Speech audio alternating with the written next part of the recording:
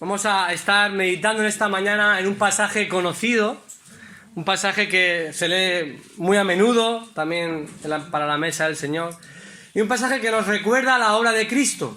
Estamos en una época en la que la sociedad recuerda esto, no sabemos con qué motivación muchas veces, pero lo hace. Y he titulado esta predicación La máxima expresión de humildad. La máxima expresión de humildad. Esta semana, como decía, es sin duda especial para el país, para la sociedad española, para la sociedad católico-romana. Se celebra la conocida Semana Santa, ¿verdad?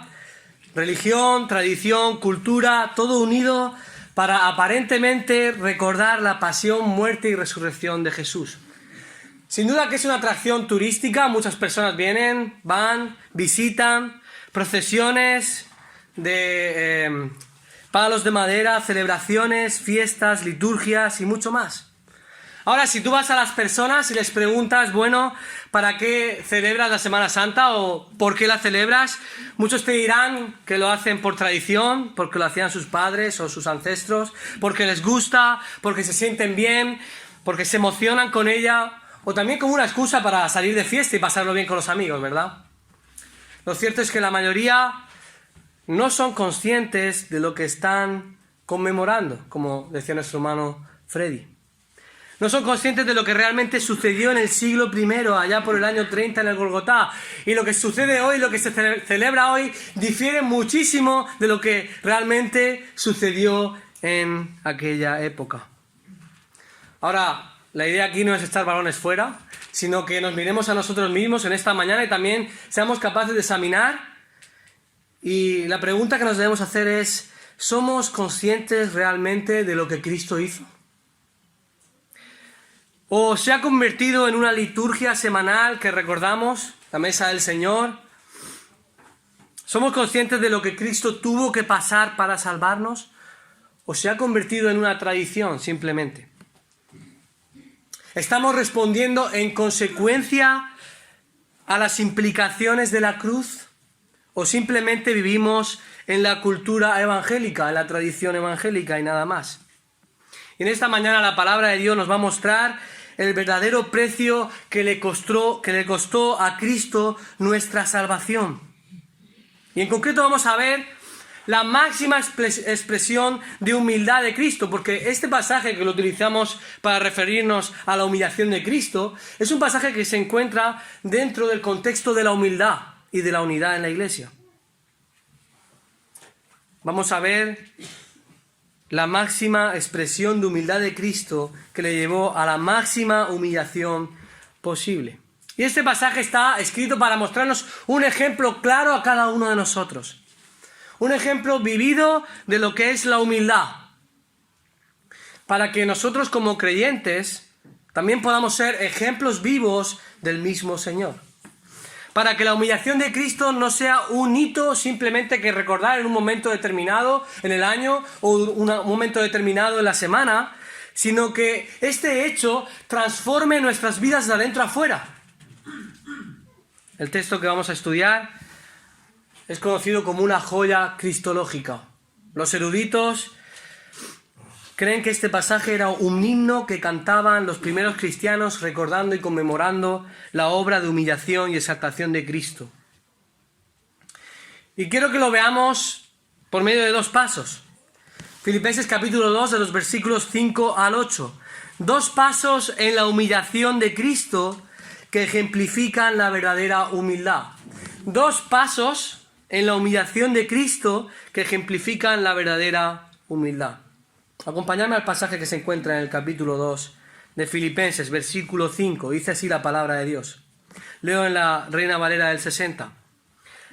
Haya pues en vosotros este sentir que hubo también en Cristo Jesús, el cual, siendo en forma de Dios, no estimó el ser igual a Dios como cosa a que aferrarse, sino que se despojó a sí mismo, tomando forma de siervo, hecho semejante a los hombres, y estando en la condición de hombre, se humilló a sí mismo, haciéndose obediente hasta la muerte y muerte de cruz.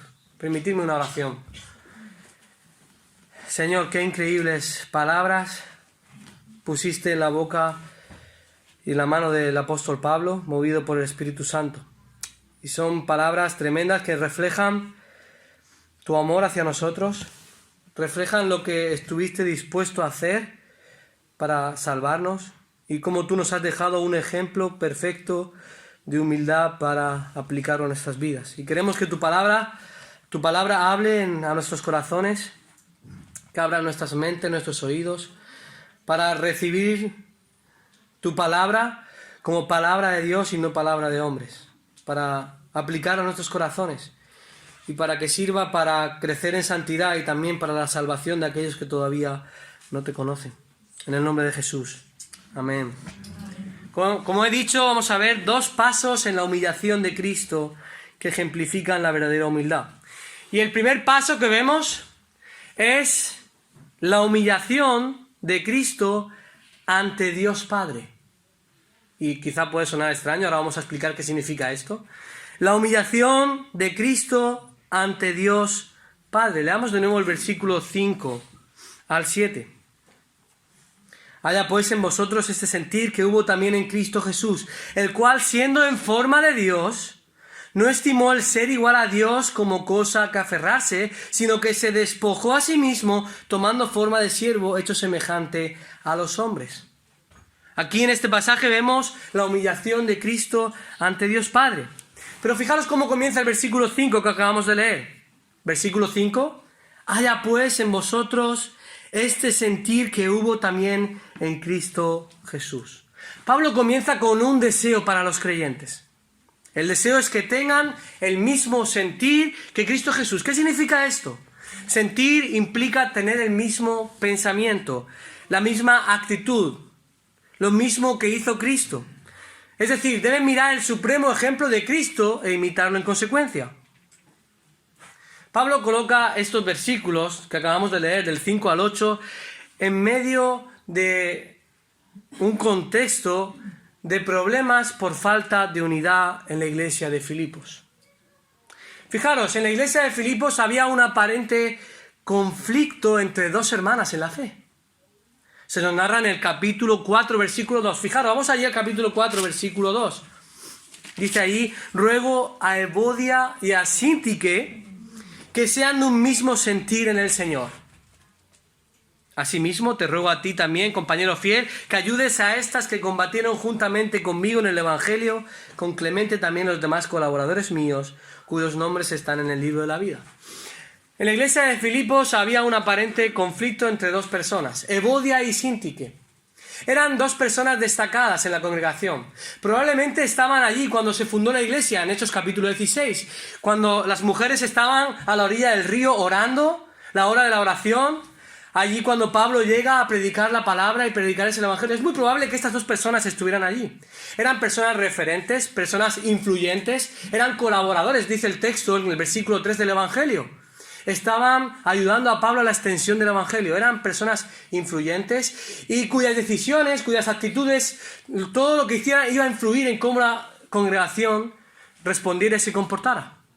Así eran estas 2 hermanas. Entonces había en la iglesia un problema y Pablo tiene que rogar y decir, ruego a que sean de un mismo sentir, que tengan el mismo propósito, que piensen de la misma manera, que dejen al lado sus problemas personales, que dejen al lado sus preferencias, aquello que les gusta y que se centren en el Señor, un mismo sentir en el Señor, en Cristo, porque pueden estar unidas en virtud a su unión a Cristo, gracias a que ellas son creyentes, gracias a que el Espíritu Santo mora en sus vidas, es que ahora ellas pueden estar unidas. Pero cuando dan lugar a los conflictos personales, a sus preferencias, a lo que ellas les gusta hacer y lo que ellas prefieren hacer en la iglesia, o al pecado mismo que surge del propio corazón, entonces es cuando viene la división y la falta de unidad. Así que Pablo, en este contexto, les dice, haya pues en vosotros este sentir que hubo en Cristo Jesús. Y lo vemos claramente al principio del capítulo 2. Fijaros, capítulo 2, versículo 1 al 2. Nos está hablando de la unidad. Por tanto, si hay alguna consolación en Cristo, versículo 1, si algún consuelo de amor, si alguna comunión del Espíritu, si algún afecto entrañable, si alguna misericordia, completad mi gozo, ¿cómo? sintiendo lo mismo, teniendo el mismo amor, unánimes, sintiendo una misma cosa. Lo podéis ver ahí en el contexto. El libro de Filipenses, la carta está llena de este tema, del gozo y de la unidad. Debéis dejar al lado todo aquello que no colabora para la unidad. Porque muchas veces la unidad se rompe. ¿Sabéis cuál es el problema? El problema no es del otro, aunque sí puede ser culpa de la otra persona. El problema es del corazón, de nuestro propio corazón, del pecado que hay en nosotros. De ahí surgen los conflictos. Ahora bien, ¿cómo podemos mantener la unidad en la iglesia? ¿Cómo podemos estar sintiendo una misma cosa en amor unánimes? Pues este mismo pasaje nos va a responder en el capítulo 2. Versículo 3. La clave es la humildad. La humildad, versículo 3. Nada hagáis por contienda o por vanagloria. Antes bien, con humildad, estimando cada uno a los demás como superiores a él mismo. No mirando cada uno por lo suyo propio, sino cada cual también por lo de los otros. La clave para la unidad es la humildad. Es no considerarse a uno mismo como lo más importante. No poner tu orgullo o tu posición delante de los demás. No es ganar un argumento, quedar por encima, salir victorioso o alimentar tu soberbia. La humildad quita la mirada de nuestro propio ombligo y comienza a mirar el interés de los demás. Y en este contexto de unidad basada en la humildad, ahora Pablo hace una declaración impresionante que acabamos de leer. ¿Cómo podéis tener humildad? Mirad a Cristo. Seguid el ejemplo de Cristo. Él es el ejemplo supremo de humildad. Él es la máxima expresión de la humildad. ¿Y cómo lo vemos que Jesús es la máxima expresión de la humildad? Pues vemos que Él, primeramente, como hemos dicho, se humilla ante Dios Padre. Se humilla ante Dios Padre. Fijaros, estos versículos nos narran la maravillosa doctrina de la encarnación. En un momento clave de la historia sucede el milagro de milagros, la suprema y más extraordinaria obra que Dios haya hecho jamás. El verbo que se nos narra en Juan capítulo 1, la segunda persona de la Trinidad humillándose ante el Padre y asumiendo un rol y una naturaleza que no tenía. Fijaros lo que dice el versículo 6 y 7. Primero el versículo 6, el cual siendo en forma de Dios, no estimó el ser igual a Dios como cosa a que aferrarse. ¿Qué es lo que primero hizo Dios? Jesús, en este caso. Jesús tuvo que prescindir de la posición y rol que tenía para humillarse ante el Padre. ¿Cuál es la suprema posición que Cristo tenía? Versículo 6. Siendo en forma de Dios. Jesús era en forma de Dios. ¿Qué significa esto? El verbo ser indica existencia, identidad, posesión. Jesús existía, era en forma de Dios. Ahora, la palabra forma en el griego y en el español también se refiere a los rasgos distintivos y acciones externas que definen a una gente. ¿Qué quiero decir?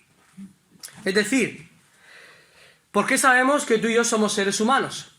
Porque cuando tú ves a una persona, ves su forma externa, ves cómo es por fuera y lo identificas como un ser humano. ¿Por qué sabemos que no somos otro animal o un extraterrestre? Sabemos que somos seres humanos por nuestros rasgos. Nuestros rasgos definen lo que somos. Tenemos cabeza, tenemos tronco, tenemos extremidades, ojos, manos. Todo eso define lo que realmente somos. Ninguno pensaría que somos un pez o un perro, ¿verdad?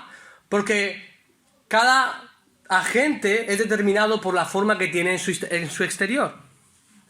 De la misma manera, para que lo entendamos, Jesús existía en forma de Dios. Y esto quiere decir que tenía las características y rasgos externos propios de lo que realmente era.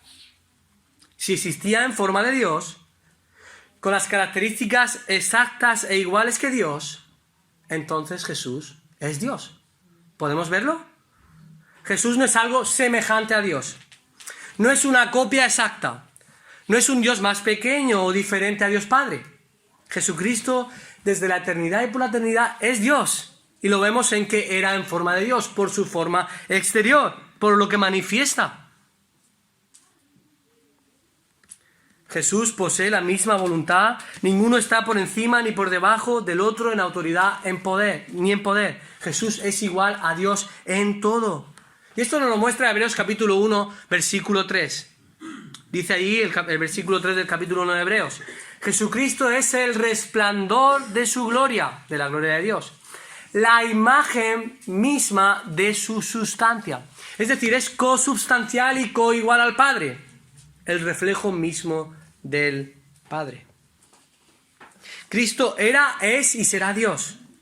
Ahora, sin embargo, su deidad, su autoridad, su coexistencia y coigualdad al Padre no fue un impedimento para humillarse. ¿Qué es lo que afirma el texto en el versículo 6? No estimó el ser igual a Dios como cosa a que aferrarse. Es decir, Jesús no valoró, no consideró su deidad como algo a que aferrarse. Y esta palabra aferrarse en griego significa usurpar, arrebatar o robar. Y algunos utilizan esta palabra y esta frase para decir que a Jesucristo no se le ocurrió usurpar el trono de Dios porque Jesucristo no era Dios. Y defienden así que Jesucristo no es Dios. Pero ¿qué es lo que está diciendo aquí el texto? La idea aquí es que Jesús no consideró un robo encarnarse siendo Dios. Es decir, no fue algo que fue en contra de su voluntad. Cristo no se sintió robado o engañado cuando tuvo que encarnarse. No le pilló por sorpresa. No fue un acto que él no quiso hacer o que forzadamente tuvo que obedecer. En los siguientes versículos se nos explica esto. El versículo 7 y versículo 8 nos muestra que realmente Jesús aceptó voluntariamente el plan eterno. ¿Cómo se humilló Cristo ante el Padre? Versículo 7.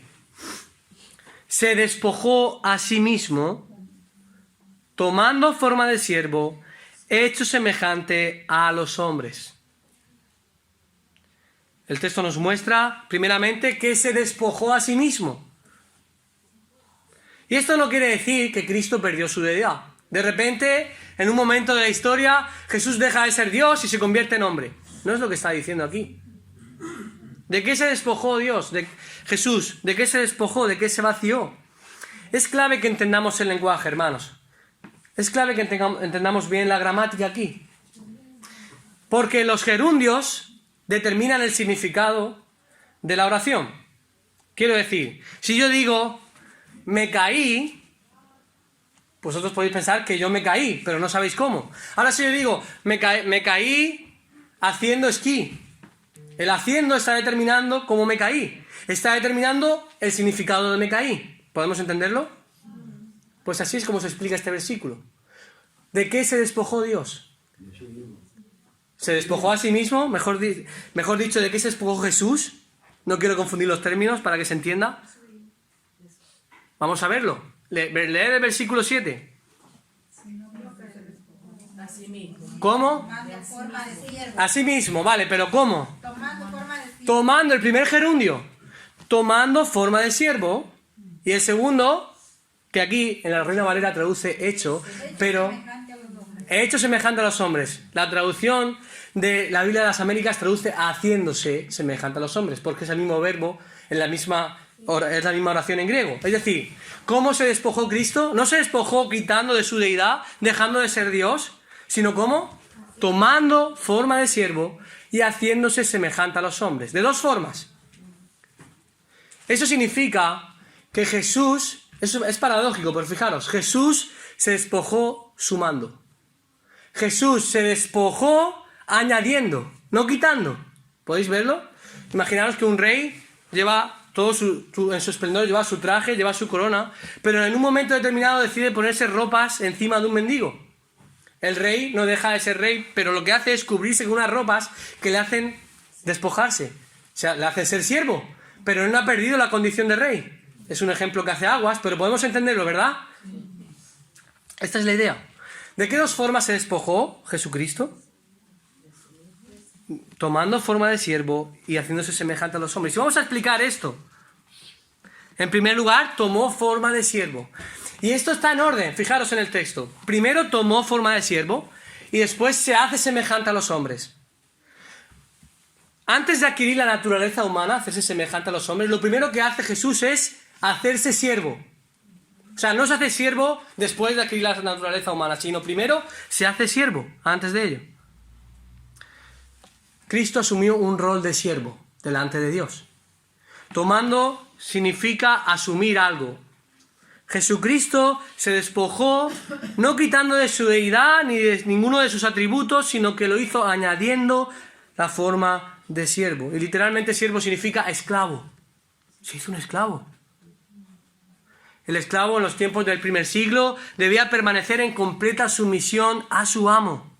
Nada podía hacer sin su consentimiento ni aprobación. Lo vemos en la Biblia, lo vemos a lo largo de la historia. Los esclavos se sometían a los amos. Jesús voluntariamente se despoja al someterse completamente como un esclavo a la voluntad de Dios, a Dios mismo. Por primera vez en toda la eternidad, Dios Hijo se somete a Dios Padre. Y esto lo vemos luego en su ministerio. Jesús no iba a decir ni a hacer nada que estuviera fuera de la voluntad de Dios. ¡Nada! Esto nunca antes había ocurrido. Fijaros en Juan capítulo 5, versículo 30. No puedo hacer yo nada por mí mismo. Juan 5, versículo 30. No puedo yo hacer nada por mí mismo. Según oigo, así juzgo, y mi juicio es justo. Porque no busco mi voluntad, lo está diciendo el mismo Jesús, sino la voluntad del que me envió, la del Padre. Eso es el rol de siervo, ¿lo veis? Está sometido a la voluntad de Dios. Juan 6, 38. Porque he descendido del cielo, no para hacer mi voluntad, sino la voluntad del que me envió. ¿Podemos verlo aquí en el texto? Ahora, esto tuvo implicaciones tremendas en la persona de Cristo. Cuando Jesús adquiere la forma de siervo, lo que hace es limitar el ejercicio voluntario de sus prerrogativas divinas. Y voy a explicar esto. ¿Qué es eso? Lo que hace Jesús es limitar sus privilegios y derechos que poseía en su naturaleza divina. Él tenía los mismos derechos que Dios, Padre, la misma autoridad, el mismo poder, pero al humillarse, al asumir el rol de siervo, lo que hace es limitar todos y cada uno de esos poderes a la voluntad del Padre. Fijaros, ¿qué fueron algunas cosas que él limitó? Su gloria, Juan 17. Padre, devuélveme la gloria que yo tenía contigo antes de la fundación del mundo, ¿verdad? Jesús limitó su gloria. No es que la perdiera, no es que no la tuviera, es que fue limitada por el hecho de que él era siervo ahora. También limitó algunos de sus atributos, como fue su omnipresencia. Jesús no podía estar en todos los lugares al ser siervo. Cristo se humilló ante el Padre al desechar su posición de autoridad y asumir el rol de siervo. Ahora, ¿de qué otra manera se humilló Cristo? Se despojó a sí mismo, añadiendo más, haciéndose semejante a los hombres. Cristo se despojó asumiendo, añadiendo su naturaleza humana. No dejó la divina y asumió la humana, sino que tenía la naturaleza divina y añadió la naturaleza humana. Se hizo semejante a los hombres. Ahora, ¿por qué dice el texto se hizo semejante a los hombres? Jesús era un hombre como tú y como yo. Tú podías verlo y era un hombre tal cual. ¿Qué le dijeron los fariseos? Tú siendo hombre te haces Dios. Ellos lo conocían y lo veían como un hombre, ¿verdad? Creían que era un hombre. Ahora, el hecho de que diga ser semejante a los hombres quiere decir que no era igual exactamente que nosotros, al menos en dos sentidos. Vamos a ver qué dos sentidos. Jesús no era exactamente como nosotros. ¿Por qué? Primero, ¿qué tenía él ya? Antes de la naturaleza humana, la naturaleza divina. Jesús era Dios, nosotros no. Nosotros, ¿qué somos? Participantes de la naturaleza divina, dice 2 de Pedro. Pero no tenemos la naturaleza divina. Y en otro sentido también Jesús era diferente a nosotros. ¿En qué sentido? Muy bien. Jesús no poseía la naturaleza pecaminosa. ¿Por qué? Porque Él no nació en la condición de Adán, como nosotros. A Él no le fue imputada la naturaleza pecaminosa. No nació en pecado, como nosotros. Jesús nació sin pecado y vivió sin pecado y lo demostró. Por lo tanto, es semejante a los hombres. Podemos verlo como tú y como yo, pero no era exactamente igual que los hombres en esos dos sentidos. Era Dios y no tenía pecado. Pablo en Romanos 8:3 utiliza un lenguaje preciso para explicar esto. Fijaros, si vamos a Romanos capítulo 8 y versículo 3. Dice allí que Dios envió a su Hijo, voy a leerlo exacto porque no quiero equivocarme.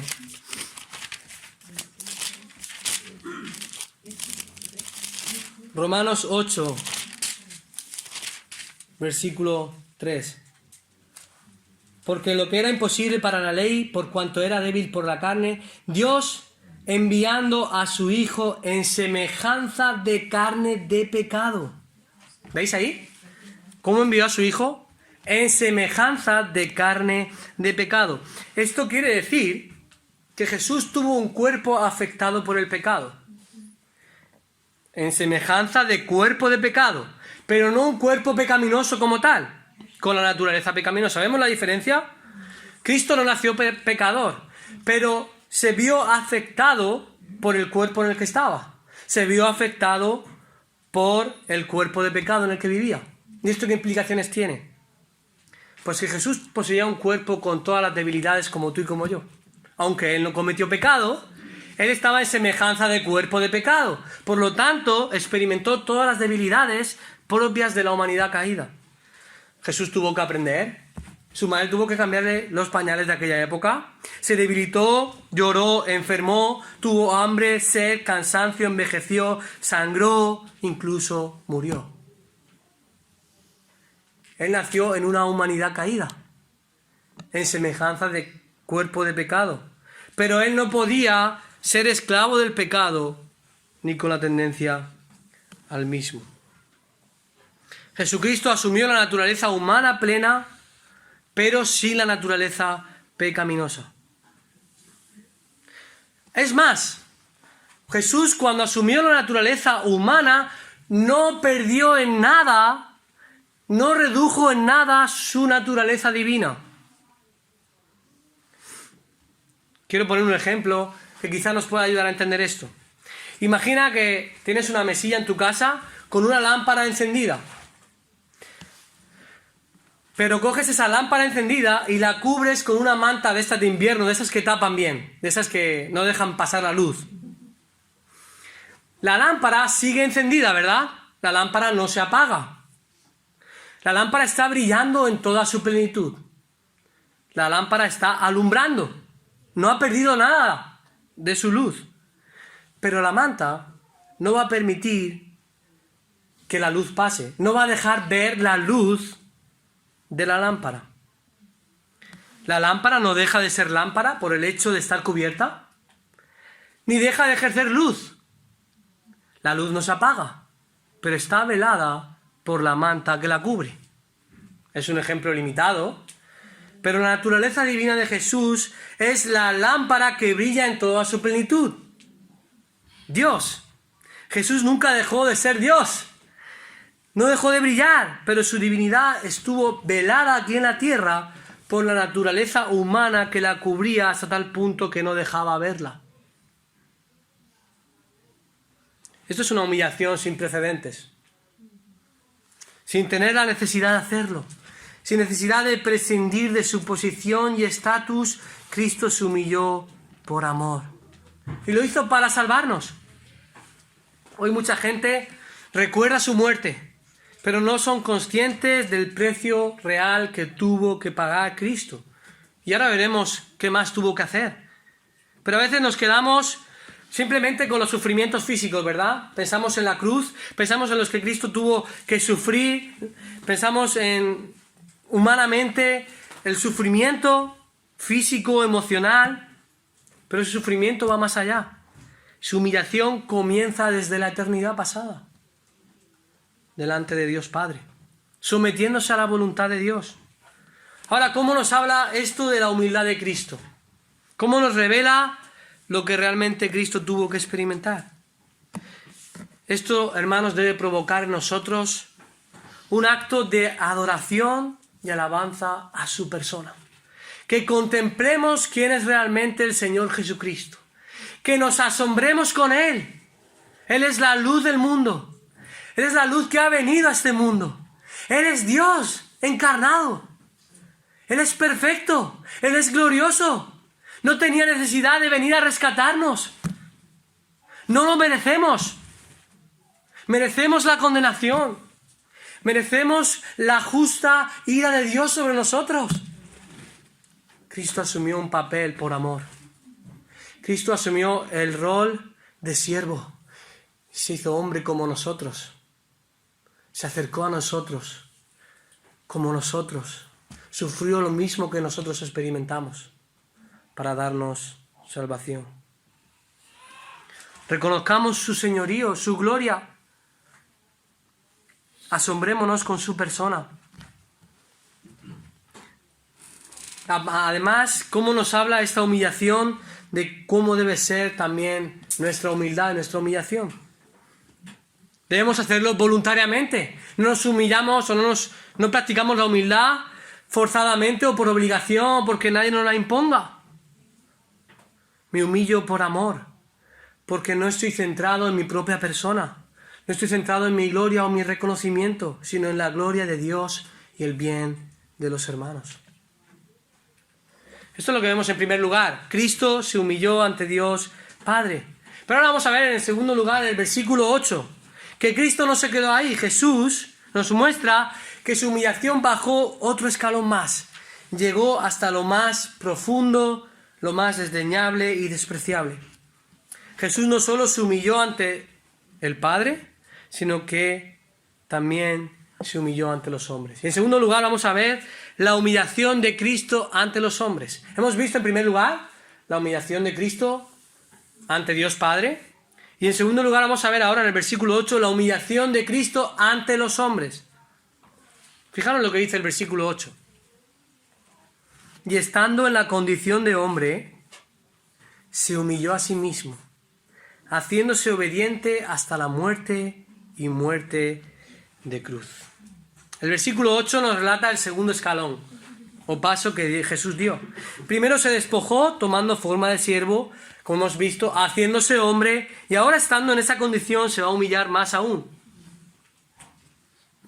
Lo primero que dice el versículo 8 es que estando en la condición de hombre. Eso quiere decir, como ya hemos dicho, que Jesús fue considerado un hombre tal cual.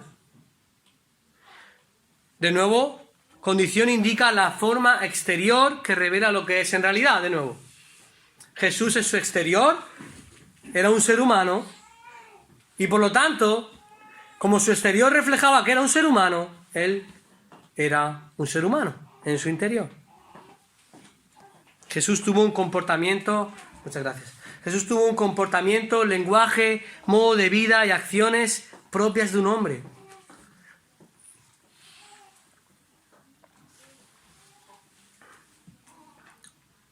Sin embargo, Cristo se humilló también ante los hombres. Humillarse denota rebajarse, bajar hasta el suelo, hasta el nivel más bajo. Y de nuevo se está repitiendo en este pasaje algo continuamente. ¿Os habéis dado cuenta? ¿Qué es lo que primero hizo Jesús? Dice que se despojó a sí mismo, ¿no? Hemos estado viendo eso. ¿Y qué dice ahora el texto? Se humilló a sí mismo. Vemos cómo se está repitiendo a sí mismo. Y esto de nuevo está hablando de la voluntariedad. De que es algo que él voluntariamente hizo. Él mismo. Nadie lo hizo. Él mismo dijo: nadie me quita la vida. yo mismo la pongo. Tengo poder para ponerla y para volverla a tomar. Él es mismo el que ponía su vida.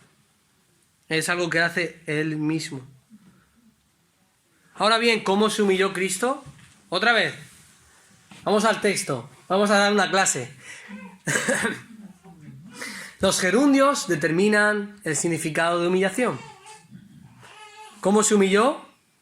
Haciéndose obediente. Muy bien, haciéndose obediente hasta la muerte y muerte de cruz.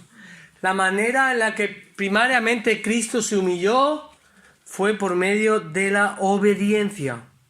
Otra vez de nuevo está apuntando hacia el principio, hacia la voluntariedad y la obediencia de Cristo en su humillación ante Dios, y luego siendo hombre, obedeciendo plenamente a Dios en todas las áreas de su vida, durante todo su ministerio y durante toda su vida, una obediencia completa a Dios. Cristo aceptó la muerte como obediencia. Eligió la muerte como su destino por amor al Padre y por amor al mundo. Él tenía un compromiso total con la voluntad de Dios. ¿Cuál es tu compromiso con la voluntad de Dios? Con la palabra de Dios. La voluntad de Dios se revela de varias maneras. La Biblia nos habla de la voluntad de Dios. Quiero hacer un pequeño paréntesis aquí. La voluntad de Dios a veces se revela como la voluntad decretada o permisiva de Dios, que nosotros no conocemos. Es lo que Dios ha determinado y en su voluntad permite que suceda en nuestras vidas, ¿verdad? A veces pasan cosas en nuestra vida, no sabemos por qué, pero sabemos que Dios en su voluntad las ha permitido porque ha querido. Y tenemos que estar agradecidos y buscar cuál es el significado y qué quiere Dios para que nos podamos parecer más a Él. Pero la Biblia también nos habla de otra voluntad, la voluntad revelada de Dios. ¿Qué es la voluntad revelada de Dios? Lo que Dios ya ha dicho, lo que Dios ya ha hablado, cómo Dios ya se ha manifestado. La voluntad revelada es la palabra de Dios, porque Dios ha hablado, toda la escritura es inspirada por Dios. Por lo tanto, la palabra de Dios, este texto que tenemos aquí, en estas páginas, es la voluntad revelada de Dios. ¿Cómo debes conducirte tú en tu vida?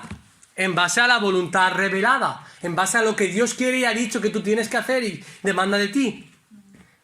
No debes conducirte en base a la voluntad que no conoces, a la voluntad permisiva o decretada. Bueno, yo creo que Dios me va a llevar aquí, o me va a llevar al otro lado, sin saber a dónde ir. No. ¿Qué es lo que dice Dios en su palabra? Y así es como tenemos que tomar las decisiones. Eso fue lo que hizo Cristo. Se sometió a lo que Dios había establecido para Él. ¿Cómo tú en tu vida te sometes a la voluntad de Dios? Obedeciendo su palabra. Un deseo genuino de amar a Dios y de darle gloria. Y en cada área de tu vida, en cada día de la semana, estás tratando, por gracia, porque es por gracia que lo hacemos, estás tratando de agradar a Dios, de huir del pecado, de luchar con aquello que desagrada a Dios y que Dios aborrece. Y tratando de tomar decisiones en base a lo que la palabra dice. Y eso es lo que hizo Jesús. Se sometió completamente a la voluntad del Padre. Ahora, ¿cómo más demuestra Cristo su humillación? La forma en la que murió. Versículo 8. La humillación llegó a su máxima expresión cuando murió del tipo de muerte más despreciable. ¿Cuál es la muerte en la que murió Jesús? La cruz. Muy bien, muerte de cruz. Capítulo 2, versículo 8. Haciéndose obediente hasta la muerte, y luego especifica, muerte de cruz. Jesús podía haber muerto ejecutado por decapitación, ser apedreado, como luego fue Esteban, colgado, cualquier otra manera. Pero él había sido predestinado por el Padre, según vemos en el capítulo 4 de Hechos, para la muerte más sufrida y vergonzosa. ¿Cuál es la muerte más sufrida y vergonzosa de la época? La muerte de cruz. Pero vemos la humillación de Jesús no solo desde que cuando está colgado en la cruz, sino desde el momento en que Él es arrestado hasta su crucifixión. Como si de un ladrón corrupto se tratara, una banda de soldados le arrestaron, y le llevaron ante Caifás. Le acusaron falsamente. ¿Alguna vez te han acusado falsamente de algo? ¿Cómo te sientes cuando sabes que es mentira? Que no es verdad lo que están diciendo sobre ti. ¿Cómo te sientes? Que sale nuestro carácter, ¿verdad? Queremos justicia, la justicia humana. Queremos venganza. ¿Qué es lo que hizo Jesús? No abrió su boca. Movidos por el odio y la envidia, les juzgaron injustamente. Fue entonces escupido como si de escoria se tratara. Fue golpeado como un animal. Fue humillado por los soldados. Después Pilato se lavó las manos y lo entregó a morir. Fue azotado por los romanos, flagelado con látigos que tenían puntas de metal y huesos, causándole heridas profundas y dolorosas en su cuerpo. Para colmo de su humillación, le pusieron una corona de espinas. Y a veces pensamos en la corona de espinas como un símbolo de dolor, porque se le clavaba en la cabeza, pero realmente era un símbolo de humillación. Estaban humillando. Le pusieron un vestido púrpura. ¿Por qué? Porque él había declarado que era el rey. Y por eso le ponen una corona de espinas y un vestido púrpura para mofarse de él. Le golpeaban en la cabeza con una caña. Llevó la cruz en la que iba a ser crucificado. Y la deshonra, la humillación, llegó a su punto más álgido cuando en la cima de una montaña le clavaron los pies y las manos a una cruz y fue levantado a la vista de todos, para que todos se rieran, para que todos le humillaran, para que muriera en agonía pública. Todo el que pasaba por allí podía verlo y burlarse. Las personas que pasaban certificaban o de alguna manera daba a entender la muerte de cruz o estar ahí colgado que todo lo que decía era falso. Este es un falso, maestro. Este es un hereje, hay que colgarlo. Y así fueron las palabras que se dirigieron a él. Si eres el Hijo de Dios, como dices, desciende de esa cruz. Tú que derribas el templo y lo levantas en 3 días, ¿no eres capaz de bajarte de esa cruz? Burla a su persona. Le pusieron un cartel. Este es Jesús. Esa es la alarma de que tengo que terminar ya, ¿no? Le pusieron un cartel. Este es Jesús, el Rey de los judíos. Jesús experimentó una muerte lenta y dolorosa. Le dieron a beber vinagre en una esponja, aturdimiento, calambres, sed, inanición, insomnio, vergüenza, ignominia, un tormento prolongado y continuo. Cada movimiento que él intentara hacer era doloroso. Y así es como clamó él cuando estaba en la cruz. Dios mío, ¿por qué me has abandonado? Jesús clamó al experimentar por medio de la naturaleza humana el abandono y desesperación al soportar todo el peso de la ira divina sobre él. El Creador siendo humillado por sus criaturas. Jesús siendo humillado por los hombres para traer vida a los hombres.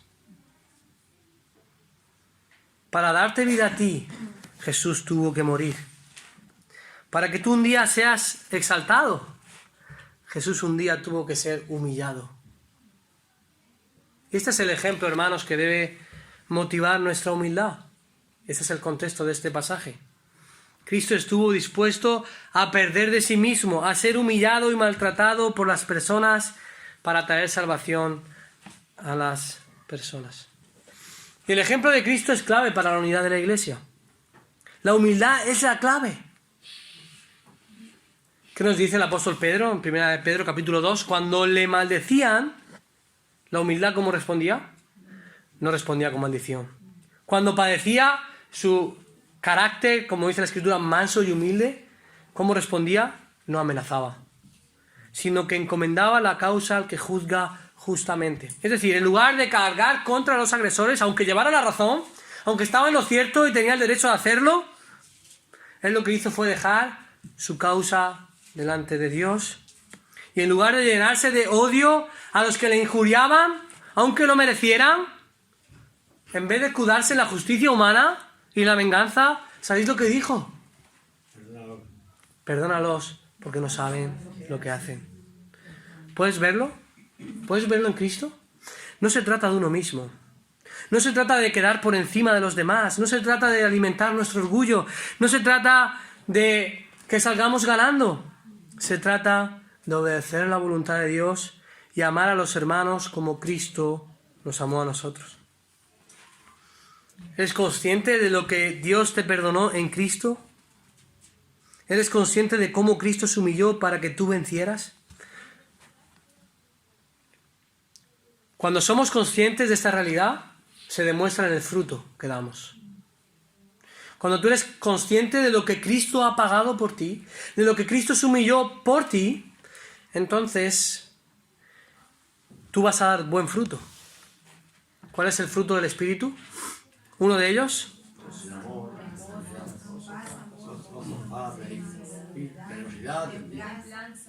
Pero falta uno que no he escuchado.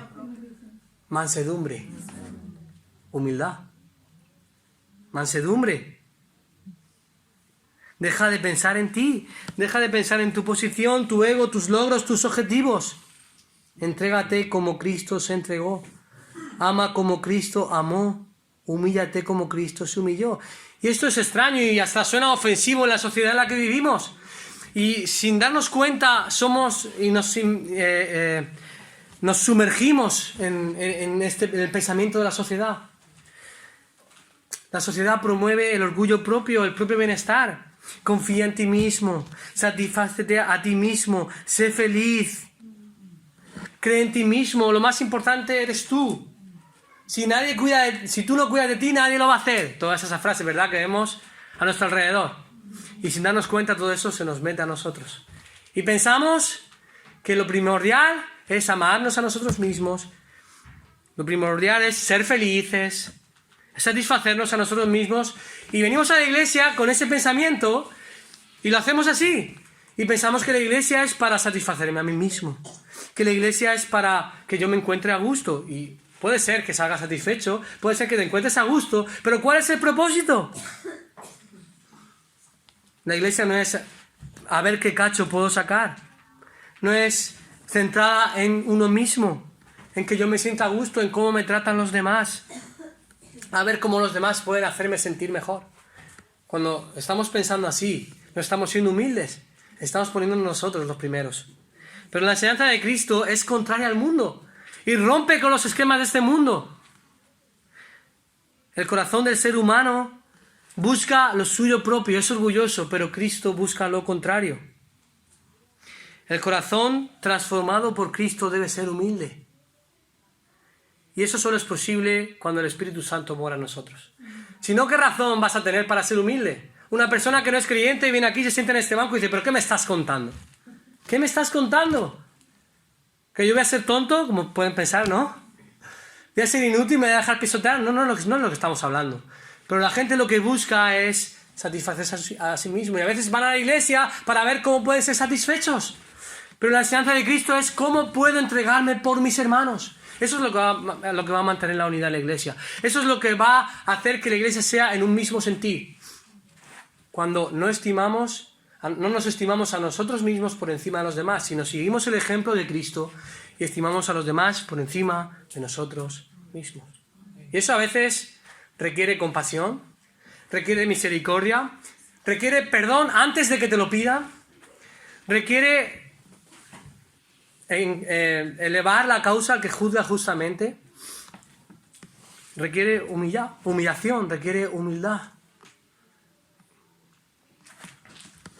No sé si habéis visto la película de Cars 1. Yo es que ahora tengo 3 hijos y solo hago ver películas de Disney y de Pixar. No me dejan ver otra cosa. Pero un día dijimos, bueno, vamos a poner la película de Cars. Bueno, los niños se durmieron y sorprendentemente nos quedamos mi mujer y yo viéndola hasta el final. Nos enganchó. Y lo impresionante de esta película, más allá que es de dibujos, ¿no? Pero es el mensaje final. Nos emocionó hasta tal punto que incluso alguna lágrima se nos cayó. En la última vuelta, no sé si la habéis visto, si no tenéis niños pequeños quizá no, en la última vuelta de la carrera pistón, el protagonista, Rayo McQueen, se dirige a la meta y va a ganar la carrera, va primero. Pero justo en la curva anterior, el malo de la película, el coche malo, quiere ganar y entonces utiliza todos los medios para conseguirlo. Entonces choca al coche que tiene delante, al viejo conocido Dinoco, y este sale volando por los aires y se queda inútil a punto de llegar a la meta. Cuando ve esto Rayo McQueen, ¿sabéis lo que hace? Se frena justo antes de la línea de meta. El coche, el malo de la película, pasa por delante y gana la carrera. Y se pone a celebrarlo. Rayo McQueen se da la vuelta. Vuelve atrás a por el coche este roto, se pone detrás, comienza a empujarle y entra primero a la meta que él. Él entra el último, eran 3 corredores. Aparentemente, ¿quién ganó la carrera? El malo, ¿verdad? Él se llevó la victoria, pero realmente lo que hizo Rayo McQueen es un ejemplo de la verdadera humildad y de que lo importante no es nosotros mismos, nuestra victoria, salir ganando, sino lo importante son los hermanos y cómo podemos glorificar a Dios y a Cristo por medio de nuestra entrega a los hermanos, así como lo hizo Cristo también por su iglesia. Asimismo, hermanos, la obra de Cristo debe compungirnos y humillarnos. Debemos valorar el precio que Cristo tuvo que pagar. En esta mañana hemos visto la máxima expresión de la humildad. Jesucristo se humilló ante el Padre, haciéndose siervo y semejante a los hombres, y se humilló ante los hombres muriendo de la forma más vergonzosa, la muerte de cruz. Pues que seamos conscientes de esta realidad y que esto nos motive a vivir una vida en humildad y en unidad, sabiendo lo que Cristo ha pagado por nosotros y que cada día sea una celebración de este hito histórico, de que Cristo se encarnó, que murió y pagó por nuestros pecados para salvarnos y darnos esperanza y vida eterna. Vamos a orar.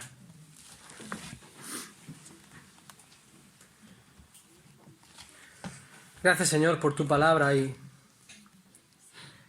nos quedamos asombrados, Señor, con lo que ella enseña y nos quedamos cortos.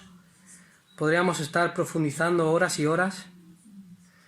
Danos ese deseo por ti de entenderte, de conocerte, de saber qué es lo que tú has revelado para obedecerte, Señor. Tú has pagado un alto precio, Señor. Tú has sido humillado, Señor, y gracias por la muerte de cruz, porque en ella encontramos el Evangelio, que si alguna persona cree en su corazón en Cristo, que Él murió, pero que Él también resucitó, se arrepiente de sus pecados, esa persona es recibida como hija tuya por medio del sacrificio de Cristo. Qué fácil es para nosotros. Qué fácil nos lo has puesto, Señor. Pero cuánto te costó la muerte de tu amado Hijo, abandonándolo en la cruz, cargando todo el peso de la ira de nuestros pecados, Señor. Ayúdanos a valorarlo, a asombrarnos, a deleitarnos en esta obra y a adorarte y exaltarte cada día de nuestra vida. En el nombre de Jesús. Amén.